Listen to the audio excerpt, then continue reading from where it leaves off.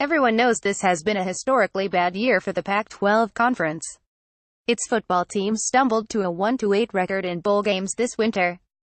In men's basketball, only 3 schools made the NCAA tournament and none advanced past the first round. Advertisement, but those aren't the only numbers that have detractors calling for Commissioner Larry Scott to resign. With the Pac-12 network still struggling to lure subscribers, the conference has lagged significantly behind the likes of the Southeastern and Big Ten conferences in terms of revenue. There is a direct connection to on-the-field performance. Smaller payouts mean less money to sign the coaches and build the facilities that lure top recruits. It was definitely a down year, Scott said. But, he added, I still see an underlying strength. In a series of interviews, Scott acknowledged some missteps while expressing confidence in the face of criticism that has come his way as he enters his 9th year on the job. Setting aside UCLA's embarrassing incident in China and the fact that 2 Pac-12 assistants have been implicated in the recent college basketball scandal, Friday Night Football became an issue last fall with conference leaders USC and Washington suffering crucial losses while playing on the road after a short week off. The conference has vowed there will be no more back-to-back road trips for teams facing a Friday night game. I don't think anyone expected the type of correlation we saw, Scott said. If people had seen it as unfair, it would have been changed earlier. College basketball Pac-12 commissioner, who has first-hand experience with AAU basketball, shares his thoughts on change by April 28, 2018, 8:45 a.m. Complaints about late kickoff times have grown louder, both among fans and coaches such as Washington's Chris Peterson, who complained that no one on the East Coast stays up past midnight to watch Pac-12 games. But Pac-12 scheduling has been dictated by a 12-year, $3 billion TV deal the conference signed in 2011. Ratings suggest that Friday nights and late starts can outdraw Saturday afternoons, when viewers have a variety of choices. ESPN and Fox said to us point blank, if you want the kind of money the SEC and Big Ten are getting, we can't give it to you if you're playing at the same time as those schools, Scott said. We've tried to go back and renegotiate, but they say, hey, this is what we bargained for. You wanted more money and we wanted more night games.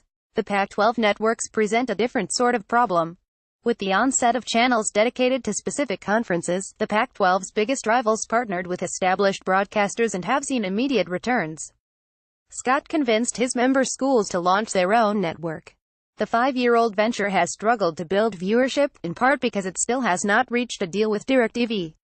As a result, SEC and Big Ten schools receive a reported $8 million annually in broadcast fees while Pac-12 schools get about a third of that.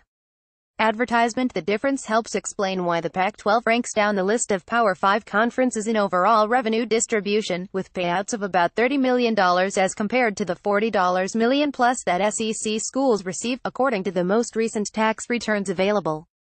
Scott, who earns a reported $4 million a year, insists money was never the sole factor when deciding how to proceed with the network.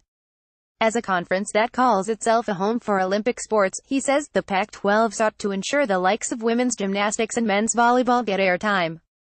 We have 850 events each season and 650 of them are sports other than football and men's basketball, Scott said. If your only objective was money, you wouldn't put them on the air because they cost a lot to produce and the financial return on investment doesn't make sense. Some administrators in the conference, such as Washington State President Kirk Schultz, have begun to express doubt, suggesting that priorities can change. I would never say that you wouldn't make a different call at some point, Scott said. But at this point there's been a real conviction by our universities and myself that the original purposes of having a Pac-12 network are important. Perhaps the best hope for growth rests with emerging platforms such as Amazon and Facebook, which have shown increasing interest in live sports. The game is coming to us. There are going to be a lot more options, Scott said. The changing media landscape won't help for a while because the ESPN and Fox deals don't expire until the 2023-24 season. For now, it seems, Scott must persuade his critics to remain patient.